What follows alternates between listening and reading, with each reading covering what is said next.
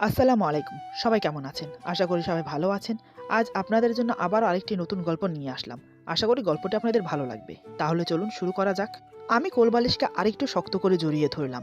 মহিন নিশ্চয়ই আমার দিকে রাগান্বিত হয়ে তাকিয়ে আছে। থাকুক, আমার কি? আমি ভয় পাই না। ওর কি একার রাগ আছে নাকি? আমার নেই? বাসর রাতে কেউ এমন করে? না হয় একটা মিথ্যা কথা ভুলে বলেই ফেলেছি। তাই বলে এমন করবে? এতক্ষণ যার কথা বলছি সে হলো আমার স্ত্রী। আজই আমাদের বিয়ে হয়েছে। বিয়ের রাতে শুধু একটা মিথ্যে কথা নিয়ে সে কি কাণ্ড! সে আমার সাথে যা করলো তার জন্য আমি একটু প্রস্তুত ছিলাম না। এরপর যা হলো আমার সাথে। আমার নাম রাতুল। পড়াশোনা মাস্টার কমপ্লিট করেছি। এখন ছোটখাটো একটা জব করি। ফ্যামিলিতে মা বাবা, আমার ছোট বোন আর আমি আছি। আমাদের ছোট্ট সংসার বেশ সুখেই কাটছে আমাদের দিন। এরই মধ্যে আমার বিয়ে ঠিক হলো। মেয়েটার নাম মহিন, যার সাথে আজকে আমার বিয়ে হলো। আর আজ আমাদের বাসর রাত। বিয়েটা পারিবারিকভাবেই হয়েছে। বিয়ের পূর্বে যে কয়দিন সময় ছিল সেই কয়দিনে মেয়েটাকে অনেকটা পটিয়ে ফেলেছি। আমার অবশ্য মেয়ে পটানোর অভিজ্ঞতা বেশ ভালোই আছে। আগেও দুটোকে পটিয়েছি। সেই সুবাদে কিছুটা অভিজ্ঞতা আছে আমার। মনে মনে খুব আনন্দিত। অনেক সাধনার পর আজ বাসর রাতের স্বাদ পেতে চলেছি। তাই কিন্তু আমি ভাবতে পারিনি বাসর ঘরে আমার জন্য এমন কিছু অপেক্ষা করছে, যা আমি কল্পনাতেও ভাবিনি। আমি তো মনের খুশিতে ধীর পায়ে বাসর ঘরে গমন করলাম। রুমে প্রবেশ করে দরজা লাগিয়ে দিলাম। এক পা করে ওর সামনে গিয়ে বসলাম। ও যখন আমাকে সালাম করে বিছানায় বসলো ততক্ষণ পর্যন্ত সবকিছু ঠিকঠাকই ছিল। কিছু বিষয় নিয়ে ওর সাথে কথা বলছিলাম। হঠাৎ করেই ও বলে ওঠে, তোমার সাথে একটা কথা বলার ছিল। আমি ওর গম্ভীরতা দেখে উভয় দিয়ে বললাম, বলো, সমস্যা নেই। আমি ভেবেছি সাধারণ কোনো ব্যাপার নিয়ে কথা বলবে ও। কিন্তু আমাকে অবাক করে দিয়ে মেয়েটা হুট করেই বলে, তুমি কি আগে কখনো প্রেম করেছো? আমি চট করে ওর দিকে তাকালাম। চেহারায় গম্ভীরতার ভাব এখনো কাটেনি। তাই মৃদু হেসে ওকে বললাম, কি যে বলো না, আমি আর প্রেম কোথায় কি! আমি এসবে কখনোই জড়াইনি। এসব একদম ভালো লাগে না আমার কাছে। আমার কথা শুনে ওর চেহারার গম্ভীর ভাব কেটে গেল। তারপর কপট রাগ নিয়ে আমার দিকে তাকালো। এরপর বলে, সত্যি তো? আমি বললাম, আরে হ্যাঁ সত্যি, আমি মিথ্যে বলি না কখনো। সে আমাকে বলে, আরেকবার ভেবে দেখো। আমি কিছুটা আঁচ করতে পারছি যে মহিন আমার মিথ্যেটা ধরে ফেলছে। কিন্তু ও তো আমার মিথ্যেটা ধরতে পারার কথা না। তাহলে আমি ছোটখাটো মিথ্যে বেশ ভালোই বলতে পারি। কেউ কখনোই ধরতে পারেনি। এই শেষমেশ যদি নতুন বইয়ের কাছে ধরা খাই তাহলে আর উপায় নেই। মান সম্মান সব ধুলোয় মিশে যাবে। না, তা হতে দেওয়া যাবে না। আমি গলা খাকনি দিয়ে বললাম, আরে ভাবার কি আছে? আমি কি মিথ্যে বলছি নাকি? যা সত্যি তাই বললাম। মহিন বলে, ও তাই না? সত্যি বলছো আমার কাছে? আমি বললাম, তুমি তো আমার জান পাখি, তোমার কাছেই তো সত্যি বলবো নাকি? সে আঙ্গুল উঁচিয়ে বলে, একদম ন্যাকামি করবে না। কি ভেবেছো কি আমি কিছুই জানি না? আমি সব জানি। আমি বললাম, কি কি কি জানো তুমি? সে বলে, রূপা এবং নিতুর সম্পর্কে সবকিছু জানি আমি। এবার আমি অনেকটাই চুপসে গেলাম। অবশেষে বইয়ের কাছে ধরা খেতে হলো। আমি মাথা নিচু করে বললাম, দুর্ভাগ্যের ব্যাপার হলো এরা দুজনের একজনও আমার হয়নি। দুজনেই আপন স্বামী নিয়ে বেশ আয়েসে আছে। ও কিছুটা ঝাঁঝিয়ে বলে, চুপ করো, এই মুখ নিয়ে কথা বলছো কিভাবে? যাও বালিশ নিয়ে ফ্লোরে শুয়ে পড়ো। আমি বললাম, কেন? ফ্লোরে শুবো কেন? মহিন বলে, এটা তোমার শাস্তি। মনে মনে বলি, শালার ওই দুই মাইয়ার জন্য আজ আমার এই অবস্থা। হাতের কাছে পেলে কয়েকটা দিতাম। ও বালিশটাকে আমার দিকে বাড়িয়ে দিয়ে বলে, যাচ্ছ না কেন? জলদি যাও, আমার ঘুম পাচ্ছে, আমি ঘুমাবো।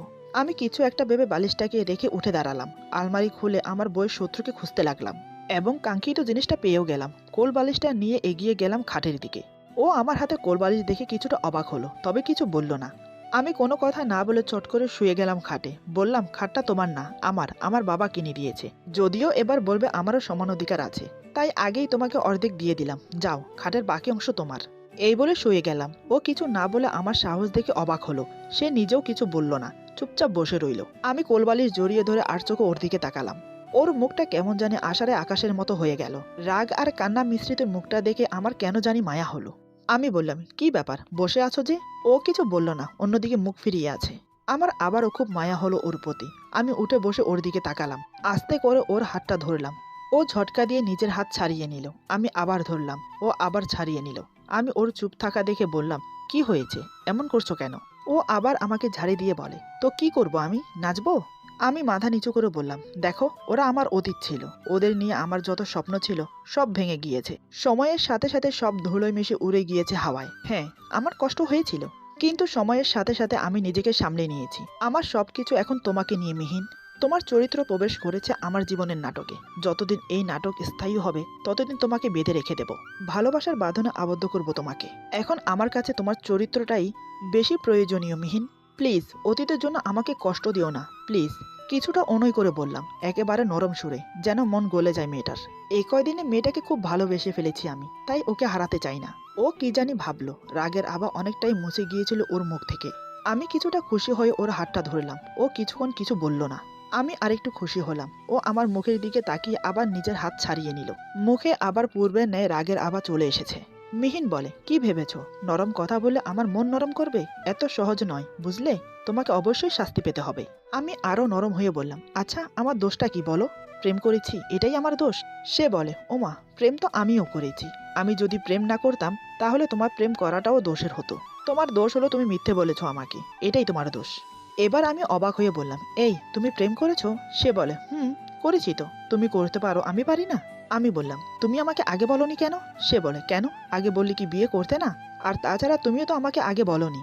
আমি কিছু বললাম না, কিছু সময় চুপ করে রইলাম। মিহিনও কিছু বলছে না, চুপ করে আছে। আমি আর চোখে তাকে একটু দেখলাম। আমি বললাম, তাহলে হিসেব অনুযায়ী তুমিও আমাকে মিথ্যা বলেছো, আর তাই তোমাকেও শাস্তি পেতে হবে। সে বলে, ও মা, আমি আবার কখন মিথ্যা বললাম? তুমি কি আমাকে কখনো জিজ্ঞেস করেছো নাকি? আমি আটকে গেলাম। আসলে আমি বোকা, বড্ড বোকা আমি। আমি কিছুই বললাম না, চুপ করে রইলাম। মিহিনের দিকে তাকিয়ে দেখি মিহিনও চুপ করে আছে। আমি আবার বললাম, আচ্ছা তোমরা কি প্রতিদিন দেখা করতে, দূরে কোথাও ঘুরতে যেতে? ও হয়তো বুঝতে পেরেছে আমি কি বলতে চাইছি। সে বলে, আরে না, ওর সাথে আমার ফেসবুকে পরিচয় হয়, কখনো সামনাসামনি দেখা হয়নি, শুধু কয়েকটা ছবি দিয়েছে ও আমাকে। আর খুব ভালো গল্প ও কবিতা লিখত সে। আমি রীতিমতো ওর একজন ভালো পাঠিকা ছিলাম। এর থেকেই প্রেম হয়। কিন্তু হঠাৎ একদিন সবকিছু কালো হয়ে গেল। আমাকে না জানিয়ে আমার নীল আকাশটাকে কালো করে কোথায় হারিয়ে গেল শয়তানটা।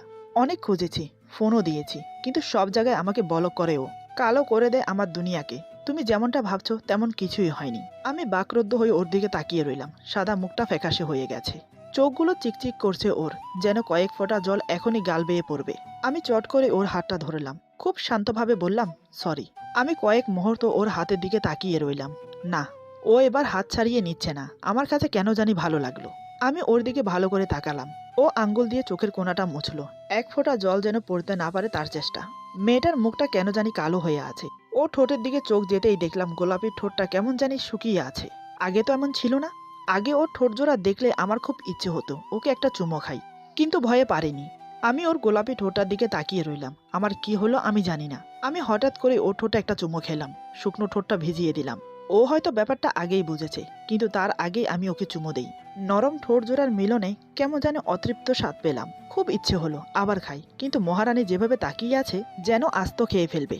আমি ওটাকে অপেক্ষা করে ওর দিকে এমনভাবে তাকালাম যেন কিছুই হয়নি।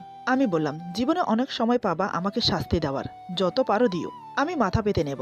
অন্তত আজকে আমাদের বাসর রাতে এমন করো না, প্লিজ, শুয়ে পড়ো। এই বলে আমি কোলবালিশটাকে জড়িয়ে ধরে শুয়ে পড়লাম।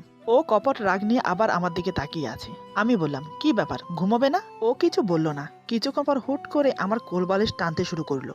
আমি বোকার মতো ওর দিকে তাকিয়ে বললাম, এই এই মিহিন, করছো কি? কোলবালিশ টানছো কেন?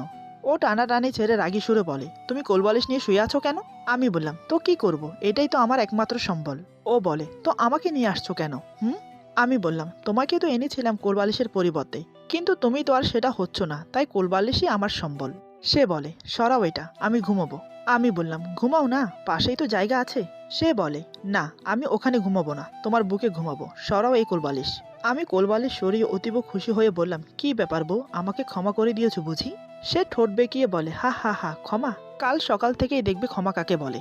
আমি অসহায় হয়ে ওর দিকে তাকিয়ে আছি। সুখের দিন শেষ, তেজপাতার দিন শুরু, কি আর করব। আমি মৃদু হেসে বললাম, সে দেখা যাবে, আসো ঘুমাও। এ কথা শুনে সে কোলবালিশটা নিচে ফেলে আমার বুকে এসে মাথা গুজে। অদ্ভুত শান্তির শিহরণ বয়ে গেল আমার হৃদয়ে। খুব ভালো লাগছে। আমি জড়িয়ে ধরে বললাম, একটা জিনিস চাইবো, দিবা? সে বলে, কি? আবার চুমু খেতে মন চাইছে, তাই না? আমি তখন তোমার চোখ দেখেই বুঝেছি তোমার এখনো স্বাদ মিটেনি। আমি বললাম, বুঝতেই যখন পারছো তখন দাও না। এই কথা শুনে সে আমার বুক থেকে মাথা উঁচিয়ে বলে, পাবে, এক শর্তে। আমি কিছুটা বিব্রত হয়ে বললাম, আবার কিসের শর্ত? সে বলে, তোমাকে শপথ করতে হবে। আমি বললাম, কিসের জন্য? সে বলে, কিছুক্ষণ পরেই টের পাবে। কি, প্রস্তুত? আমি কিছুটা অপ্রস্তুত হয়ে বললাম, প্রস্তুত। সে বলে, বলো আমি। আমি বললাম, বলো আমি। মিহি বলে, রাতুল, একদম ফাজলামো করবে না। আমি মুচকি হেসে বললাম, আচ্ছা ঠিক আছে। মিহি বলে, বলো আমি। আমি বললাম, আমি। মিহি বলে, আমার বউ থাকতেই। আমি বললাম আমার বউ থাকতে। মিহিন বলে অন্য কোনো মেয়ের দিকে খারাপ নজরে। আমি বললাম এই ছি ছি ছি, আমি এত খারাপ না। মিহিন বলে সেটা আমি ভালো করেই জানি, এখন যা বলতে বলছি বলো। আমি বললাম আচ্ছা কি জানি বলছিলে। মিহিন বলে অন্য কোনো মেয়ের দিকে খারাপ নজরে তাকাবো না। আমি বললাম অন্য কোনো মেয়ের দিকে খারাপ নজরে তাকাবো না। মিহিন বলে এবং তাদের বোনের চোখে দেখব। আমি বললাম এই আমার আর বোন লাগবে না, যেটা আছে ওটার জ্বালায় বাঁচি না আবার। মিহিন বলে রাতুল। আমি বললাম আচ্ছা ঠিক আছে বলছি, তাদের বোনের চোখে দেখব। এবার হয়েছে? মিহিন বলে এই তো গুড বয়। আমি বললাম দাও দাও, আমার আর তর্স হয়েছে না। মিহিন বলে কি দেব? আমি বললাম সে কি ভুলে গেলে নাকি, মনে নেই কি বলেছিলে? মিহিন বলে ও আচ্ছা, তুমি কি বোকা। আমি বললাম তোমার জন্য অনেকটাই। মিহিন বলে তুমি কি কখনো দেখেছো ফল গাছ থেকে ফল আপনা আপনি কারোর মুখে আসতে? গাছ কি এসে ফল দিয়ে যায়? আমি বললাম না, পেরে খেতে হয়। মিহিন বলে তবে তাই করো না, পেরেই খাও, যত খুশি তত। আজকে বাংলা লিঙ্ক দামে পাবে। আমি ওর কথা শুনে ওকে আরো কাছে টেনে বললাম আর কি লাগে, অফার যেহেতু আছেই হাতছাড়া না করাই ভালো, কি বলো? যত খুশি ততবার। এই বলে আমি ওর উপর ঝাঁপিয়ে পড়লাম, আমাকে আর কে আটকায়। ওকে জড়িয়ে ধরে যত খুশি তত ওর গোলাপি ঠোঁটে কিস করতে থাকি। মিহিন আমাকে শক্ত করে জড়িয়ে ধরে, আমার যেন তৃষ্ণাই মিটছে না। আমি ওর ঠোঁটে গালে কপালে মনের মতো করে কিস করতে থাকি। আমরা দুজন আলিঙ্গনবদ্ধ হয়ে একাকার হয়ে আছি। দুজনেই উত্তেজনার সীমানায় এসে পড়লাম। মিহিন বড় বড় করে নিঃশ্বাস ছাড়ছে, সে যেন উত্তেজনায় মগ্ন হয়ে আছে, তা তার চোখ মুখ দেখেই বোঝা যাচ্ছে। আমি ওর কানের কাছে বললাম তোমার অনুমতি পেলেই আমি এখন শারীরিক সম্পর্কে লিপ্ত হতে চাই, তোমার কি মত? মিহিন বলে গাধার মতো একটু পরপর কি প্রশ্ন করো আমাকে, সবকিছু কি আমিই বলে দেব? বুঝতে পারলাম আমার কথায় সে লজ্জা পাচ্ছে। আমি মুচকি হেসে আর কোনো প্রশ্ন করলাম না। অনুমতি যখন আছে তখন মনের মতো করে আদর করি। তারপর দুজন সঙ্গমে লিপ্ত হলাম। বিয়ের 6 মাস পেরোলো, কিন্তু আমি আমার প্রিয় বন্ধু কোলবালিশটার কোনো খোঁজ পেলাম না। কোথায় যে লুকিয়ে ফেললো মেয়েটা কে জানে। আজকের গল্প এখানে সমাপ্ত। আশা করি গল্পটি আপনাদের ভালো লাগবে। যদি ভালো লাগে তাহলে লাইক, কমেন্ট এবং সাবস্ক্রাইব করে আমাদের পাশে থাকুন। পাশে থাকা বেল আইকন প্রেস করে দেবেন, তাহলে আমাদের নিত্য নতুন ভিডিও আপনাদের কাছে পৌঁছে যাবে। সবাই ভালো থাকবেন, সুস্থ থাকবেন। আল্লাহ হাফেজ।